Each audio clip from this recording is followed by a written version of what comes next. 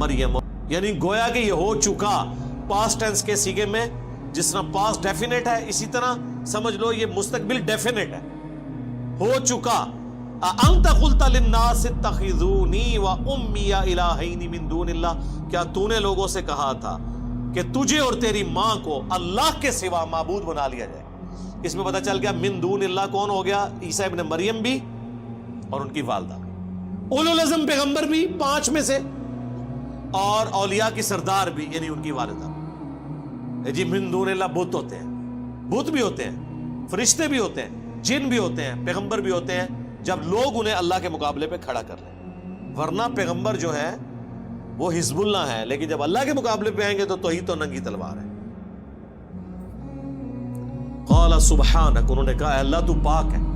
کیا لطیف اشارہ ہے. اب یہ ہم ترجمہ نہیں کر سکتے یہاں پہ، اس کے اندر کیا قیامت مخبر ہے کہ اے اللہ غلطیوں سے تو صرف تو پاک ہے. یعنی لغزش کا احتمال تو موجود ہو سکتا ہے کسی انسان کے اندر، پاک تو صرف تو. ما یکون لی ان اقول ما لیس لی بحق، مجھے کب شایع تھا اس بات کا، میں کیسے اہل ہو سکتا ہوں کہ میں ایسی بات ان سے کروں جس کا مجھے کوئی حق حاصل نہیں. سورہ آل عمران میں نہیں آیا کبھی ایسا نہیں ہوا کہ ہم کسی پیغمبر کو کتاب اور حکمت دے کے بھیجیں اور وہ لوگوں سے یہ کہنا شروع کر دے کہ لوگوں میرے بندے بن جاؤ، بلکہ وہ تو یہی کہے گا کونو ربانیین، اللہ والے بن جاؤ، ربانی بن جاؤ. اللہ فرماتا ہے پیغمبر کی بھی جرت نہیں ہے. تو کہیں گے اے اللہ تو پاک ہے، مجھے کب شایع تھا کہ میں وہ بات کروں جس کا میں اہل ہی نہیں ہوں. ان کنت قلتہ فقد علمتہ، اگر میں نے کوئی ایسی بات کی ہے تو تیرے علم میں تو ہوگی. اچھا اب یہ نہ سمجھے کہ حضرت عیسیٰ ابن مریم کو چرب زبانی اللہ سے کر رہے ہیں کہ اللہ تو تمہیں سارا کچھ پتہ ہے نا، میرے کو پوچھ رہے ہیں. نہیں، یہ ڈرے ہوئے ہیں کہ اے اللہ کہیں بالفرض کبھی اگر کوئی ایسی بات ہو بھی گئی ہوئی تو تیرے علم میں ضرور ہوگی. یعنی وہ اپنا کانفیڈنس لوز کیے ہوئے ہیں کہ میں نے تو کوئی بات ایسی نہیں کی، لیکن پھر بھی میں کلین چٹ اپنے آپ کو نہیں دیتا، کیونکہ سٹارٹ انہوں نے کس سے کیا؟ سبحانک، پاک تو صرف تو ہے. اب آپ کہیں گے یہ ترجمہ میں کیوں کر رہا ہوں؟ اس لیے کہ حضرت یونس علیہ السلام نے اللہ سے کیا کہا تھا جب مچھلی کے پیٹ میں رکھے گئے، اور سورہ الصافات میں اللہ نے فرمایا اگر یونس مچھلی کے پیٹ میں ہم سے وہ دعا نہ کرتے تو وہ مچھلی کے پیٹ سے اس دن نکالے جاتے جس دن مردے قبروں سے نکالے جائیں گے. یعنی ہم ان کی وہ لغزش کی معافی نہ کرتے. کیا دعا کی تھی؟ لا الہ الا انت سبحانک، اے اللہ تیرے سوا کوئی معبود نہیں، پاک صرف تو ہی پاک ہے. انی کنت من الظالمین، بے شک میں ہی ظالم ہوں. پیغمبروں کو ہم معصوم عن الخطا کہتے ہیں، پاک نہیں ہوتے وہ والا پاک جو سبحان ہے، وہ سبحان اللہ ہی ہے. ہاں سبحان الرسول کہیں پڑھا آپ نے؟ نہیں، ہو ہی نہیں سکتا، ہو ہی نہیں سکتا. کمزوریاں ہر انسان کے ساتھ لگی ہوئی ہیں. دیکھیں جو بلٹ ان کمزوریاں ہیں اس سے تو نہیں کوئی نکل سکتا. اللہ کھانے پینے کا محتاج ہے کہ نہیں؟ اور پیغمبر ہے. سورۃ المائدہ میں ہے عیسیٰ ان کی ماں روٹی کھایا کرتے تھے، کھانے کے محتاج تھے. تو یہ کمزوری ہے، گناہ نہیں ہے، لغزش نہیں ہے، ایک کمزوری ہے ان کے اندر. پاک صرف اللہ کی ذات ہے. پیغمبر معصوم ہے، پاک نہیں ہے. اب دیکھیں اللہ تو پاک ہے، مجھے کب شایع تھا؟ بالفرض اگر میں نے کوئی بات کی بھی ہے تیرے علم میں تو ہے. تعلم ما فی نفسی ولا اعلم ما فی نفسک، تو جانتا ہے جو کچھ میرے جی کے اندر ہے اور میں نہیں جانتا کہ تیرے جی میں کیا ہے. یہ ہے وہ ڈر کہ اللہ تو نے اب کیا فیصلہ کیا ہوا ہے، یہ جو میری پرسش ہو رہی ہے تو اب کرنے تو کیا جا رہا ہے، مجھے نہیں پتا. تقدیر کا کیا فیصلہ ہے وہ تیرے علم میں. یہ کون کہہ رہا ہے؟ پیغمبر، اولو العزم پیغمبر. تو بابت شاہی کوئی نہیں سرکار. ایک کے اندر جناب وہ شیخ عبد القادر جیلانی فرمایا میں تے جنت ہی نہیں جانا جب تک سارے مرید نہ لے جان. اور سرکار اتنے تمہیں کھنگن نہیں دینا کسی نے. اتنے تے پیغمبر دیکھ رہو وہ بھی کہہ رہے نے یا اللہ تو پاک ہے. کیتا کچھ بھی نہیں, پچھلے نے کیتا ہے. جواب دے حضرت عیسیٰ ابن مریم بولے انک انت علام الغیوب, بے شک غیبوں کا جاننے والا تو ہی ہے. دیکھ لے علم غیب بھی کلیئر ہو گیا. مجھے نہیں پتا تیرے جی میں کیا ہے, تجھے پتا ہے, اور پھر الٹیمیٹلی پتا تو تجھے ہی ہوگا. مجھے تو اتنا ہی پتا چلے گا جتنا تو وہی کے ذریعے بتائے گا. عالم الغیب تو صرف تو ہے. ما قلت لهم الا ما امرتنی, میں نے تو صرف ان سے وہی کچھ کہا تھا جو تو نے مجھے حکم دیا تھا. امرتنی بھی, میرے ساتھ جو حکم تو نے نازل کیا, ان اعبدوا اللہ, کہ عبادت کرو اللہ کی, ربی و ربکم, جو میرا بھی رب ہے اور تمہارا بھی رب ہے. میں نے تو توحید کی بات کی, اپنا رب بھی تجھی کو مانا اور اسی کی تبلیغ اپنے ماننے والوں کو کی. وَكُنْتُ عَلَيْهِمْ شَهِيدًا مَا دُمْتُ فِيهِمْ, اور اے اللہ میں اس وقت تک ان پر گواہ تھا جب تک کہ میں ان کے اندر رہا. فَلَمَّا تَوَفَّيْتَنِي, اور جب تو نے مجھے پورا کر دیا. میں ترجمہ یہ نہیں کر رہا کہ تو نے مجھے موت دے دی, کیونکہ سورۃ النساء میں واضح طور پر اور سورہ آل عمران میں اشارتاً موجود ہے کہ آپ کو زندہ اٹھایا گیا. باقی تفصیل کے لیے میری وہ ویڈیوز دیکھ لیں, حیات مسیح اور نزول مسیح.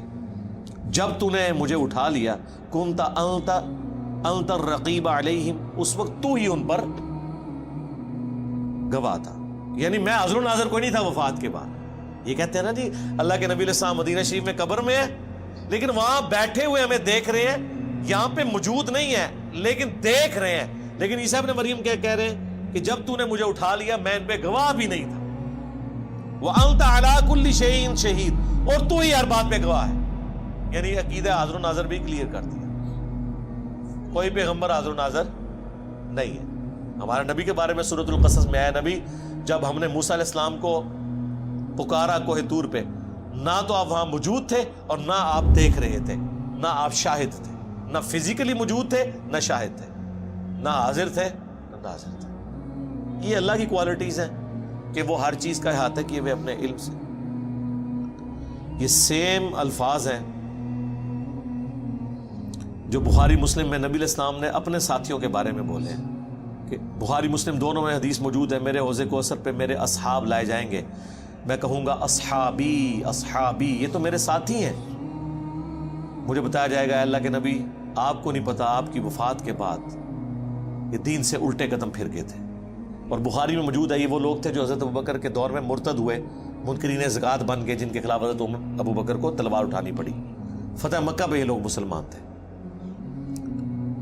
تو پھر میں کہوں گا کہ سحقاً سحقاً لمن غیر بعدی, ان پہ پھٹکار ہو, ان کو مجھ سے دور کر دو جنہوں نے میرے بعد میرے دین کو بدل دیا. اور پھر بخاری مسلم الفاظ ہیں, میں اس وقت وہی کہوں گا جو عبد صالح عیسیٰ ابن مریم کہیں گے. کیا پھر حضور نے یہ آیت تلاوت کی کہ اے اللہ جب تک میں ان میں موجود تھا ان پر گواہ تھا, جب تو نے مجھے اٹھا لیا پھر تو ہی ان پر گواہ تھا. اب یہ اگلی آیت, ان تعذبہم, اگر تو انہیں عذاب دے, فإنہم عبادک, تو یہ تیرے بندے ہیں, تو مالک ہے ان کا. وإن تغفر لہم, اور اگر تو ان کو بخشی دے, فإنک انت العزیز الحکیم, تو غالب ہے, حکمت والا ہے, تجھ سے تو کوئی نہیں پوچھ سکتا کسی کو بخشنا چاہے تو. اللہ اکبر.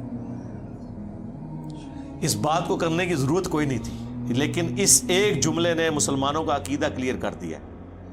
اسی سورۃ المائدہ میں آیت نمبر 72 میں عیسیٰ ابن مریم جو دنیا میں خطبہ دیتے تھے, یا بنی اسرائیل اعبدوا اللہ ربی و ربکم انہ من یشرک باللہ فقد حرم اللہ علیہ الجنہ ومأواہ النار وما للظالمین من انصار. اے بنی اسرائیل اولاد یعقوب, عبادت کرو اس رب کی جو تمہارا بھی رب ہے میرا بھی رب ہے. بے شک جس نے اللہ کے ساتھ شرک کیا, اللہ نے ایسے شخص پہ جنت حرام کر دی ہے اور اس کا ٹھکانہ آگ ہے اور وہاں اس کا کوئی مددگار نہیں ہوگا. یہ بات جو حضرت عیسیٰ ابن مریم دنیا میں اپنے ماننے والوں کو بتاتے رہے, قیامت کے دن وہ اپنی بات بھول جائیں گے؟ اس جملے سے تو یہی لگ رہا ہے کہ اے اللہ اب یہ تیرے بندے ہیں, چاہے انہیں عذاب دے چاہے انہیں تو بخش دے. جبکہ دنیا میں تو عیسیٰ ابن مریم یہ کہہ کے گئے تھے جو مشرک ہے اس کا ٹھکانہ جہنم ہے, اس پہ جنت حرام ہے, یعنی بخشش کوئی نہیں اور کوئی مددگار بھی نہیں. اور یہاں عیسیٰ ابن مریم تو مدد ہی کر رہے ہیں، گویا کہ سفارش کر رہے ہیں کہ یا اللہ تیرے بندے ہیں، چاہے بخش دے چاہے عذاب دے۔ تو یہ اللہ نے میرے پہ حکمت کھولی ہے، میں نے کہیں اس بات کو نہیں پڑھا، اس طرف اشارہ، اور مجھے بھی کچھ عرصہ پہلے یہ دماغ میں بات آئی کہ جان بوجھ کے اللہ نے ایسا کیا ہے کہ تاکہ اگر کسی کو وہم ہے نا کہ یہ دنیا میں ڈرانے کے لیے باتیں تھی، آخرت کوئی نہ کوئی چیک لگ ہی جائے گا، کوئی بابا پھڑ کے کوئی زبردستی یا اللہ من وضو کرایا سی نے تو نماز نہیں آتی تو وضو نے کہ کرایا ہونا اے بے تے پڑھتے رہے، عربی سیکھی نہیں ہوئی۔ تو اللہ نے یہاں کلیئر کر دیا کہ اولو العزم پیغمبر جو 5 ہیں سورۃ الاحزاب اور سورہ شورى میں، محمد رسول اللہ، ابراہیم خلیل اللہ، موسیٰ کلیم اللہ، عیسیٰ روح اللہ اور نوح علیہ السلام علیہم السلام اجمعین، اگر وہ اولو العزم پیغمبروں میں سے ایک پیغمبر عیسیٰ ابن مریم اپنے ماننے والے مشرکین کے لیے بھی قیامت کے دن شفاعت کرے گا یہ کہہ کے کہ اللہ تیرے بندے ہیں، اب اتنے جلال میں شرک کے اندر یہ چھوٹی سی بات بہت بڑی سفارش ہے،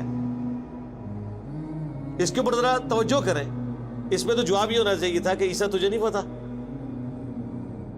کہ مشرکی کیسے تم سفارش کر رہے ہو، لیکن یہ اس لیے وہ کریں گے، اور اللہ نے قرآن میں ہمیں پہلی فلم چلا دیا ہے کہ اگر عیسیٰ ابن مریم بھی سفارش کرے کسی مشرک کے لیے تو سفارش قبول نہیں ہونی، تو بابے تے شاہی کوئی نہیں کہ کسی نو باؤں بڑھ کے جنت اچ لے جان گے، یا کلیم کرو کہ عبد القادر جیلانی یا تمہارے جو بڑے بڑے بابے کلیم کیے ہوئے ہیں، اور تم تو ان بابوں کے بارے میں یہ کہتے ہو کہ یہ بابے تو کسی صحابی کہ گھوڑے کی قدموں کی خاک جو اس کے ناک میں بیٹھتی ہے اس کے برابر نہیں ہے، تو پیغمبروں کا تو ذکر ہی نہ کرو، وہ تو اللہ کے چنے ہوئے بندے ہیں، وہ تو مخلص ہیں۔ باقی جو صحابہ تو زیادہ زیادہ مخلص ہو سکتے ہیں، مخلص تو نہیں ہے نا، مخلص ہیں اللہ کے لیے اخلاص شو کرنے والے، مخلص تو صرف انبیاء ہیں۔ تو اے اللہ تیرے بندے ہیں، چاہے انہیں عذاب دے چاہے بخش دے۔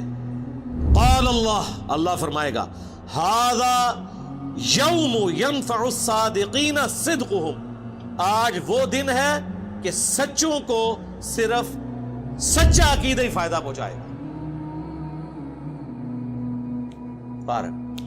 ایک جملے سے ٹروتھ لورز کامیاب ہوں گے۔ سر کیا بات ہے، اللہ نے یہ نہیں کہا ایمان والوں کو ایمان نفع دے گا، اللہ نے کہا سچوں کو سچا۔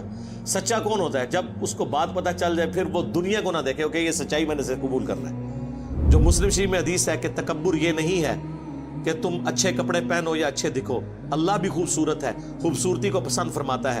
تکبر یہ ہے کہ تم لوگوں کو حقیر جانو اور حق بات سے اناد اختیار کر لو، دشمنی کرو۔ دل نے گواہی دے دی کہ یہ ایاک نعبد و ایاک نستعین لکھا ہے، لیکن چونکہ بابوں کو پکارتے رہے ہم بھی پکاریں تو یہ دشمنی کر رہے ہو اپنے ساتھ۔ دل نے بتا دیا، آنکھوں سے پڑھ لیا بخاری مسلم میں نماز کا طریقہ، لیکن رفع الیدین نہیں شروع کیا کہ معاشرہ کیا کہے گا۔ ہاں 11ویں کھاتے رہے عبد القادر جیلانی کے نام کی، لیکن عبد القادر جیلانی نے جو نماز کا طریقہ اپنی اس کتاب میں لکھا جس کو خود چھاپ رہے تھے، رکوع میں جاتے وقت اور رکوع سے اٹھتے وقت رفع الیدین، اس پہ عمل نہیں کیا۔ میں نے تو آج تک کسی 11ویں پہ نہیں دیکھا کہ شیخ عبد القادر جیلانی کی کتاب سے نماز کا طریقہ پڑھ کے بتا دیں۔ وہ کہتے نہیں وہ تو اور فقہ کے تھے، ہم اور فقہ کے تھے۔ اس کا مطلب ہے کہ آپ کا پیران پیر اس فقہ پہ عمل کرتا تھا جو نبی علیہ السلام نے طریقہ چھوڑ دیا ہوا تھا۔ تو جس پیر کے علم الغیب کا، آپ تو کہتے ہیں آپ کا پیر آپ کے ساتھ ہوتا ہے، جس کے علم کا یہ لیول ہے کہ اس نے پوری زندگی نماز ہی وہ پڑھی ہے جو حضور نے ختم کروا دی تھی، جدی نماز ہی غلط سی، انہیں تو انہوں کے دینا ہے۔ لیکن ایسا نہیں ہے نماز تو آڈی غلط ہے۔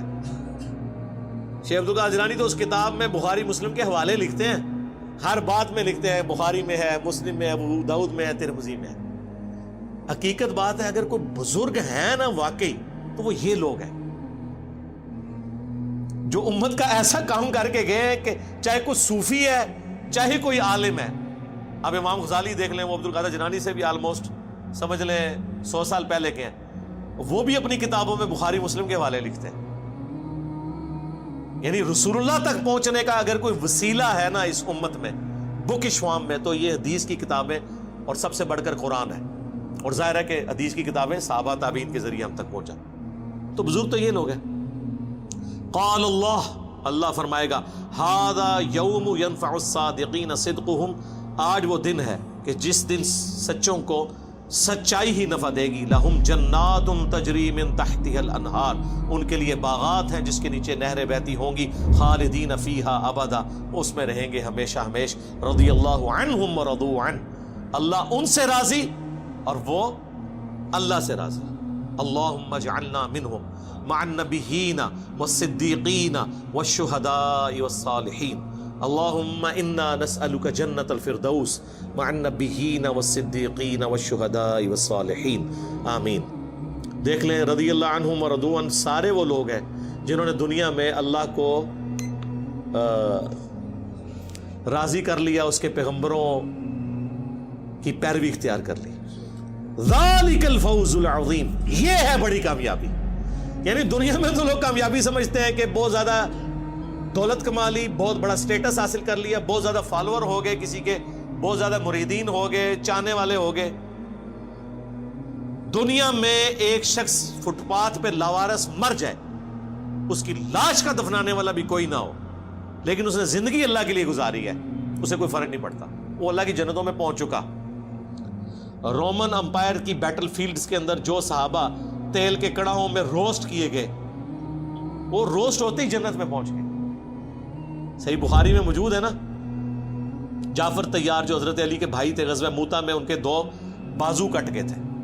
حضور نے فرمایا اللہ نے اسے جنت میں 2 پر دیے، اسی لیے ان کو تیار کہا جاتا ہے. طیارہ اردو میں بھی لفظ استعمال ہوتا ہے نا عربی کا، اڑنے والا، اور وہ جنت میں اڑ رہے ہیں. ادھر بازو کٹے ہوئے ہیں اور ادھر جنت میں. سبحان اللہ. ذالک الفوز العظیم، یہ ہے بڑی کامیابی.